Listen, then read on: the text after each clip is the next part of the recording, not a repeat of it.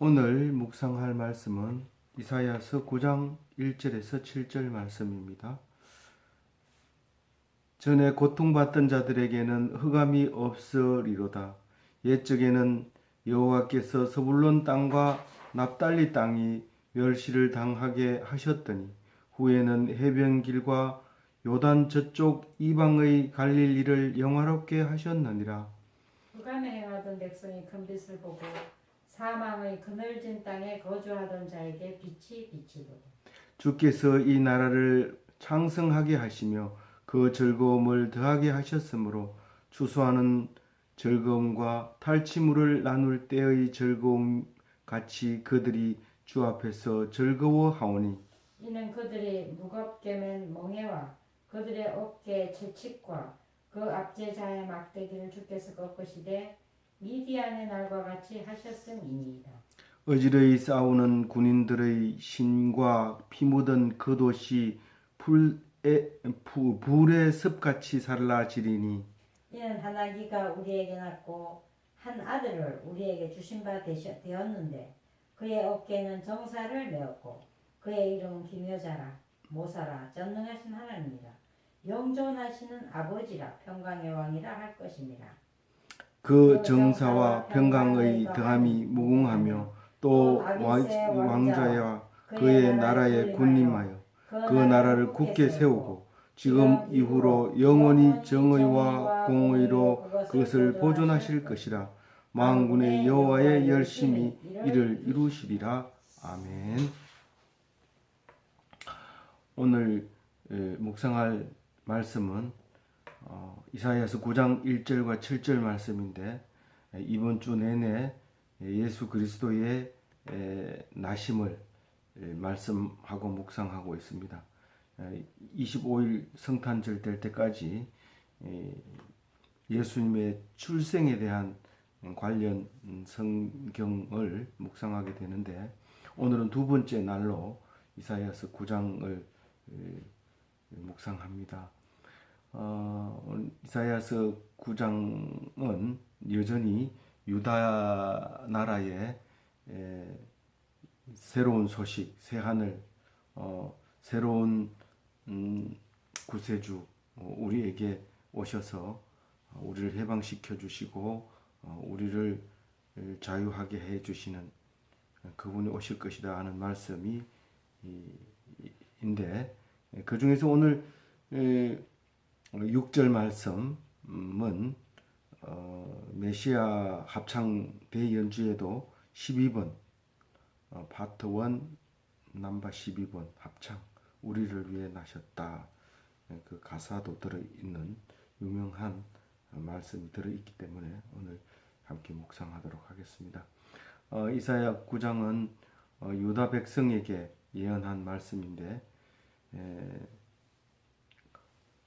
기원전 한 700년쯤 되는 때에 이사야가 말씀을 선포합니다. 이때는 이제 북이스라엘이 멸망할 쯤이 되고 그래서 매우 불안하고 힘들고 힘든 상태에서 오늘 그 1절 말씀에는 전에 고통받던 자들에게는 흑암이 없으리로다 이렇게 얘기합니다. 전에 고통받던 자들에게 흑암이 없다라고 얘기합니다. 빛을 보는 거죠.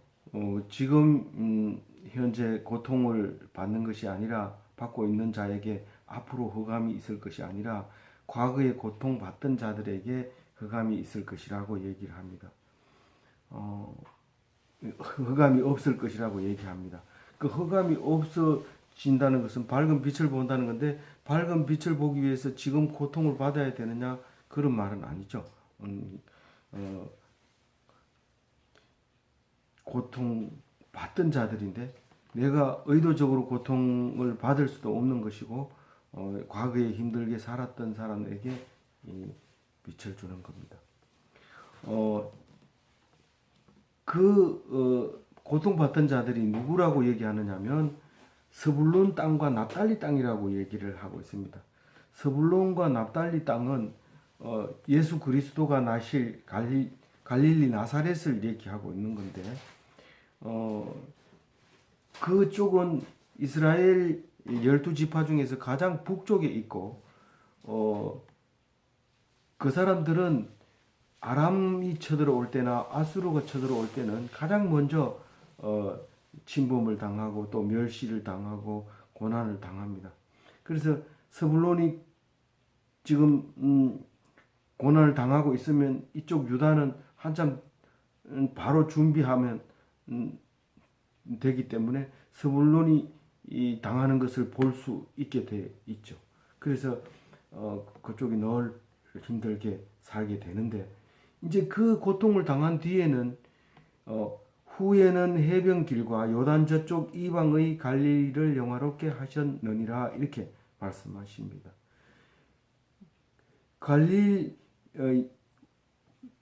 해변길과 요단 저쪽 이방 갈릴리를 무슨 말이냐면 갈릴리 동북 쪽에 있는 해변에서부터 북서쪽 해변을 따라서 이렇게 돌아오면서 그 길을 얘기하고 있는 건데 결국은 행정으로 말하면 갈릴리를 얘기하고 있는 겁니다.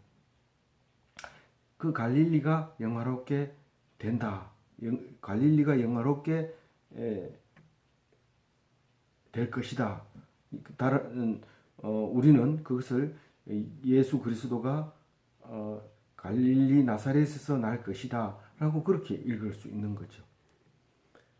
2절에 보면 흑암에 행하던 백성이 큰 빛을 보고 사망의 그늘진 땅에 거주하던 자에게 빛이 비치도다 이렇게 말씀하고 있는데 흑암에 사는 사람들은 빛을 보리라. 또요. 사망의 그늘진 땅에 거주하는 자가 빛을 보리라. 그냥 빛을 보는 게 아니라 흑암의 고통을 겪은 사람에게 상으로 주는 빛입니다. 그래서 우리는 좋은 게 다 좋은 게 아니고 나쁜 게 다 나쁜 게 아니다. 이 하나님 말씀이 아니면 그렇게밖에 말할 수 없습니다. 흑암에 사는 사람들이 빛을 보게 되고 빛에 거한다고 교만해 있던 사람들은 어둠을 당하게 될 것이다. 그런 거죠. 그런데 여기는 성경과 사람이 하는 말은 어떻게 다를까요? 우리가 경험으로 얘기하는 것과 성경이 말씀하시는 것과 달라요. 우리가 세상살이에서 얘기하는 얘기가 성경 속에 다 들어있는데 그래서 고개를 끄덕끄덕하게 되지만 다른 것이 있는데 성경에서 말하지 못하는 것을 성경에서 말하는 것을 사람이 생각으로 못하는 것이 있는데 그게 바로 뒤에 나오는 3절, 4절, 5절에 연결되어 있는 그 말씀인데 그 앞으로 올 나라는 어려움을 겪었던 사람들이 오게 되는 나라지만 이 나라는 영원한 나라라는 겁니다. 우리 세상적으로 볼 때는 영원한 나라는 없습니다. 부하다가 망하다가 부하다가 망하다가 아니 성경을 봐도 계속 부하다가 망하다가 흥하다가 망하다가 그러는 거지 영원히 망하거나 영원히 사는 이야기는 없잖아요. 그러니까 우리는 그렇게 말할 수 있잖아요. 그런데 성경은 앞으로 올 나라는 영원하다 그 말을 하고 있습니다. 한번 읽어보겠습니다. 주께서 이 나라를 창성하게 하시며 그 즐거움을 더하게 하셨으므로 추수하는 즐거움과 탈취물을 나눌 때의 즐거움 같이 그들이 주 앞에서 즐거워하오니 이 즐거워하는 것이 영원한데 그 즐거움의 항목이 뭐냐 하면 창성하게 하신 나라 그 나라 이름은 창성하게 하신 나라 그 나라가 물론 예루살렘이고 유대 나라고 또 하나님 나라고 그리스도 나라고 그렇지만은 어쨌든 그 나라는 영원한 나라인데 첫 번째로 즐거운 나라예요. 즐거움이 있는데 또 거기다 더한 즐거움을 주는 거예요. 그리고 그 즐거움은 그냥 뭐 맛있는 거 먹어서 즐거운 게 아니라 그보다 더 좋은 추수하는 농부들은 얼마나 열심히 해도 늘 얼굴에 웃음이 있는 것은 그 추수하는 기쁨이 있어서 그런데 그 추수하는 자의 즐거움이 영원히 그리고 농사를 안 짓고 전쟁만 해서 먹고 사는 때였는데 이때가 전리품을 나누는 즐거움 그런 즐거움으로 그 즐거움이 영원하다 그 얘기를 지금 하고 있는 거예요. 근데 그게 여기 보면 어디에서 얻는 즐거움이냐면 주 앞에서 얻는 즐거움이라고 얘기를 해요. 주 앞에서 얻는 즐거움. 주 앞에서 얻는 즐거움은 영원하다는 거예요. 그 즐거움이 예수 그리스도 때부터 지금까지 2000년 동안 예수 그리스도로 말미암아 영원히 있는 거죠. 그냥 보통 즐거움이 아니니까요. 영원하고 정말 즐거운. 그런데 주님 앞에 아니면 즐거움이 있는데도 창성함에도 불구하고 즐거워하지 못했다는 말이 숨어 있는데 그게 뭔 말이냐 하면 그 즐거움을 더하게 하셨으므로 이 말입니다. 앞으로 회복이 되지만 하나님 앞에서 하나님 나라는 그 기쁨이 배가 된다는 거죠. 창성해도 즐겁지 못했던 것을 그보다 더 크게 배가 되도록 주는 즐거움이라. 일이 잘 안 돼도 즐겁고 잘 되면 배가 되고 그런 거죠. 우리 공학적으로 보면 플러스예요, 플러스. 애드헤로예요. 그러면 이것은 좋고 나쁘고 이 양 이분법이 아니라 가산되어 있는 정폭되는 그런 말씀입니다. 4절에 보면 이는 그들이 무겁게 맨 멍에와 그들의 어깨의 채찍과 그 압제자의 막대기를 주께서 꺾으시되 미디안의 날과 같이 하셨습니다. 하나님이 이 즐거움을 준다고 하니까 탁 상을 차려놓고 막 풍악을 울리면서 이렇게 즐겁게 하는 게 아니라 나를 짓누르고 있던 대적을 무찌르게 해서 즐겁게 해주는데 마치 기도원의 300용사가 미디안을 치듯 그렇게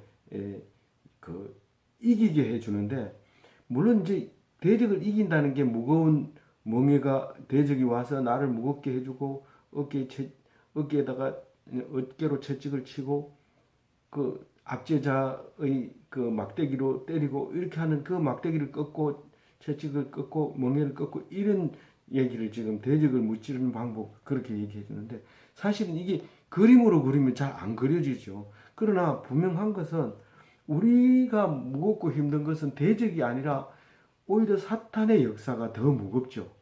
미워하고 싫어하고 괴로워하고 시기하고 질투하고 비교해서 열등감 가지고 이게 아무 쓸모없는 사탄의 장난에 눌리켜 가지고 이기지 못하고 누가 위로하면 알기는 아는데 내 마음이 그것을 허락하지 않아요. 그리고 그 무거워서 짓눌려 있는데 예수님으로 말미암아 그게 해방되어지고 자유하게 되어지는. 근데 그게 그렇게 즐거운데 추수하는 즐거움, 즐거움에 더하게 되는 즐거움이 된다는 겁니다. 기도원은 미디안을 이길 때 어떻게 했습니까? 미디안의 날과 같이 하셨습니다 했는데 이 기도원은 300명 가지고 이 미디안 그 큰 군대들을 다 메뚜기 떼 같은 군대들을 다 멸하는데 너무도 웃기는 전쟁이죠. 300용사가 나팔을 가지고 불 항아리를 들고 가서 조용히 들어가서 빽빽하게 모여 있는 그 군사들 그 사이 틈에서 조용하게 자고 있는데 갑자기 소리 지르면서 놀래키면서 나팔을 불물어서 이 사람들이 혼란이 와가지고 어지러워서 자기들끼리 막 죽이고 막 그래가지고 힘 하나도 안 쓰고 가만히 지켜보는데 다 저들끼리 찔려가지고 죽이고 승리한 그 전쟁이잖아요. 5절 한번 읽어보면 똑같은 그런 말을 하고 있습니다. 어지러이 싸우는 군인들의 힘과 피 묻은 겉옷이 불의 습같이 살라지리라. 이 습이라고 하는 것은 그 관목들이 그러니까 찔레꽃 같은 걸 관목이라죠. 그것이 이제 겨울철이 되면 말라가지고 있을 때 불 지르면 순식간에 팍 타버린다. 그 습같이 살라지리라. 이 말은 그 사람들이 이 싸워서 이기겠다고 정성을 들여서 갑옷을 만들고 화살이 박히지 않도록 방패를 만들고 그렇게 정성 들여 만들어 가지고 와가지고 죽어버리면 그것을 태우는 데는 순식간에 태워버립니다. 아주 순식간에 아주 남김없이 다 태우는 것을 그렇게 표현한 겁니다. 그 신발 그냥 안 신고 오는 전 군인이 있겠어요? 신발 아무거나 신고 오는 군인이 있겠어요? 그런 신발들이 여기 와서 다 허무하게 그것도 자기들끼리 싸워가지고 죽게 된다는 것을 생각해 보세요. 하나님의 놀라운 역사가 있게 되는 거죠. 우리는 절대로 무기가 필요 없습니다. 무기 있으면 그 무기 때문에 죽게 되는 일이 허다합니다. 그 무기는 아예 만들지 말아야 되고요. 하나님이 우리 대신해서 싸워주시고요. 하나님이 그러잖아요. 너가 활이고 너가 화살이다. 내가 너들을 장전해서 쏘겠다. 그렇게 하고 있잖아요. 그래서 우리는 미사일도 만들지 말고 원자폭탄도 만들지 말아야 됩니다. 힘들죠? 그렇게 하기가. 쏘겠다 그러는데 쏘지 마라. 그러면 돈 내놔라. 이러면 돈 줘야 되죠. 그래서 우리는 하나님의 자녀는 성경 속에 있다는 것을 기억하고 성경 말씀을 꼭 붙잡고 그 누가 뭐라고 하더라도 흔들리지 않는 하나님 말씀을 믿는 그런 백성이 되어야 될 것입니다. 이제 6절과 7절의 말씀은 한 아기가 우리에게 오시는 이야기를 14가지로 이야기하고 있습니다. 우선 첫째, 한 아기가 우리에게 나시는 거예요. 우리를 위해서 한 아들입니다. 아들이고 어깨에는 정사를 맸다. 어깨에는 정사를 맸다. 뭐가 생각이 납니까? 어깨는 십자가를 맸다. 정사. 우리가 성하고 패하고 부자가 되고 가난하게 되고 뭐 이런 것들 그 모든 것을 예수님의 어깨에 매였는데 그분은 기묘자라 모사라. 이름은 기묘자인데 그게 모사다라는 거죠. 근데 다른 번역에서는 기묘막측한 모사라 이렇게 해요. 우리 기묘막측한 모사가 있으면 얼마나 좋을까요? 내가 왕인데 내 옆에 모사가 있는데 이 모사는 기가 찬 모사, 기묘한 지혜를 가지고 있는 모사가 있다면 얼마나 좋을까요? 그런데 그분이 하나님이라는 거예요. 우리의 모사는 하나님이라는 거예요. 삼국지 영화를 보세요. 저 모사에서 전부 생각이 나오잖아요. 우리가 삼국 사기를 봐도 전부 참모들 때문에 그 나라가 흥하고 망하잖아요. 우리는 모사가 누구라고요? 전능하신 하나님이라. 하나님이 모사인데 그 우리가 능통하지 않고 형통하지 않을 수가 있어요. 그 하나님은 얼마나 오랫동안 있을까? 내 죽을 때까지 계실까? 영존하시는 아버지라. 평강의 왕이라. 그 어떤 모사는 지혜는 잘 짜내는데 맨날 싸우라는 거예요. 요래 가서 싸우고 저래 가서 싸우고 또 이기고 또 이기고 그래 다 이기고 뭐 어떻게 하겠다. 이기고 난 다음에 죽으라니. 그 이기는 게 목적이 아니죠. 내가 평화롭고 행복하게 불안하지 않게 평안하게 그리고 영원히 그 왕이 되는 게 중요하잖아요. 근데 하나님은 그런 모사예요.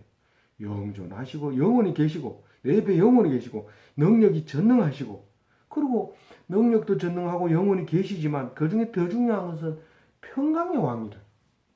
우리를 행복하게 해주고 평안하게 해주고 그런 왕이라는 것이죠. 그리고 이어서 7절에 그의 정사와 평강이 더함이 무궁하며 이 정사라고 하는 그 정치가 그리고 평화라고 하는 그 평화가 무궁할 뿐만 아니라 무궁에다가 무궁을 더함이 무궁하다. 근데 누구에게 준다고요? 다윗의 왕자와 그의 나라에 군림하여 다윗의 왕위에다가 주겠다는 거예요. 다윗의 후손에게 예수님을 보내겠다는 거예요. 그 나라를 굳게 세우고 지금 이후로 영원히 정의와 공의로 그것을 보존하실 것이라. 목사님 축도할 때마다 이제는 그러잖아요. 이 성경을 읽는 지금 이 순간부터는 그 전에 왜 몰랐을까? 모르기는 왜 몰라? 하나님이 안 불러서니까 그렇죠. 지금 이 소리를 들었을 때 지금부터라도 하면 돼. 과거 따지지 말고. 근데 그렇게 하나님께 이 사랑을 받고 이제 천 열심을 얻어가지고 열심히 하다가 어느 날 누구 집사를 보고 마음이 상해가지고 실족해가지고 교회 안 나오고 몇 년 있다가 첫사랑을 회복시켜 주소서 기도하고 나오는 사람도 있어요. 우리는 언제나 그 성경을 읽어보면 지금 이후로는 그렇게 합니다. 어떻게 한다고요? 영원히 정의와 공의로 그것을 보존하실 것이다. 하나님께서 영원히 그 왕자를, 다윗의 왕자를, 그 나라를 보존하실 것이다. 뭐가 있기 때문에? 전능하신 하나님이 나의 모사로 있기 때문에. 그 다윗의 왕위로. 당신이 예수님이냐? 예수님이 이 나를 닮으라고 했고 너희들이 이 나를 믿으면 하나님이 자녀라고 했고 하나님과 같은 자녀라고 했다. 그래서 우리는 우리에게 하시는 말씀이 이게 2000년 전에 오셨다 가신 예수님 그분이 없으니까 이 말씀은 헛일이 아닙니까? 아니라 나보고 이렇게 되라고 말씀하시는 거예요. 그리고 만군의 여호와의 열심히 이를 이루리라 그랬습니다. 하나님의 열심히 이 일을 이루고야 만다는 거예요. 그래서 700년 뒤에 예수님이 오시는 거예요. 우리는 몇 살 못 살고 죽습니다. 그렇지만 하나님은 그 열심으로 700년 뒤에 예수님 보내는데 그리고 2000년 전에 돌아가셨는데 우리는 오늘로 읽고 있습니다. 이것을 오늘로 이것을 읽고 있습니다. 그것은 하나님의 열심입니다. 그러면서 우리가 이 하나님의 열심을 닮아라고 이 열심을 닮아야 한다고 그렇게 말하고 있습니다. 아니 500, 700년도 못 살고 2000년도 못 살아요. 우리는 하나님 열심을 따라할 수 없어요. 따라할 수 없는 것을 왜 우리에게 했을까요? 뭐 때문에 우리에게 이 말을 할까요? 하라는 겁니다. 이대로. 우리가 크게 높아지는 거, 크게 돈 버는 거, 아주 오래 사는 거 이게 우리의 목표가 돼서는 안 됩니다. 하나님의 열심으로 성실함으로 하나님이 하기로 했던 것은 내가 패하지 않고 결혼했으면 이혼하지 말고 목사가 됐으면 내려놓지 말고 선생이 됐으면 영원히 선생으로 멘토가 됐으면 영원한 멘토로 망령 떨지 말고 하나님이 주신 그 열심으로 영원한 하나님의 사람이 되시기를 주님의 이름으로 축원드립니다.